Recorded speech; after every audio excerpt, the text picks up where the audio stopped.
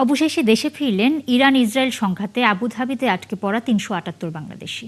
US বাংলার বিশেষ ফ্লাইটে সকালে হজরত শাহজালাল আন্তর্জাতিক বিমানবন্দরে তারা নামেন।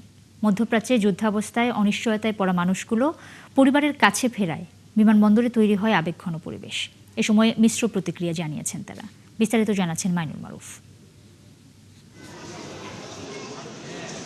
ইরানের সাথে ইসরায়েল আমেরিকার হামলা পাল্টা হামলায় বন্ধ আকাশপথ, চলছে না কোনো বিমান। এ অবস্থায় অনিশ্চয়তায় পড়েন আবুধাবি সহ মধ্যপ্রাচ্যের বিভিন্ন দেশ থেকে ফিরতে চাওয়া প্রবাসী বাংলাদেশিরা।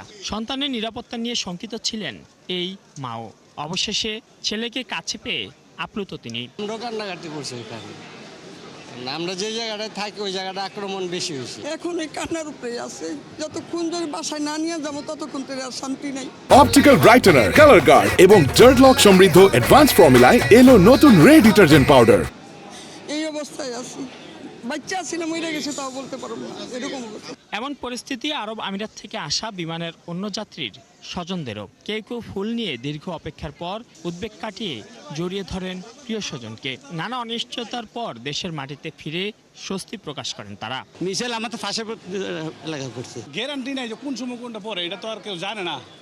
এই সিস্টেম আমরা ছিলাম আর কি। তবে দুবাই সহ আরব আমিরাতের অন্যান্য অঞ্চলের যুদ্ধের পরিস্থিতি অনেকটাই কেটে গেছে বলে দাবি কারো কারো। এটা আমাদেরকে কোনোভাবে এফেক্ট করে নাই, এটা আমাদেরকে কোনোভাবে আমরা বুঝতেই পারি না যে এখানে কোনো ধরনের প্রবলেম হচ্ছে। কোনো টেনশন ছিল না, ওখানে অনেক সেফটি আছে, আমাদের বাংলাদেশ থেকে অনেক সেফটি। বৃহস্পতিবার সকাল হজরত শাহজালাল আন্তর্জাতিক বিমানবন্দরে ইউএস বাংলা এয়ারলাইন্সের বিশেষ ফ্লাইট ২৭ জন ক্রু সহ আটকে পড়া ৩৭৮ জন বাংলাদেশি নিয়ে দেশে ফিরে। সংযুক্ত আরব আমিরাতে আটকে পড়া প্রবাসী বাংলাদেশিদের ফিরিয়ে আনতে আরেকটি বিশেষ ফ্লাইট বিকেল ৫:১৫টায় দুবাইয়ের উদ্দেশ্যে ঢাকা ছেড়ে যাবে।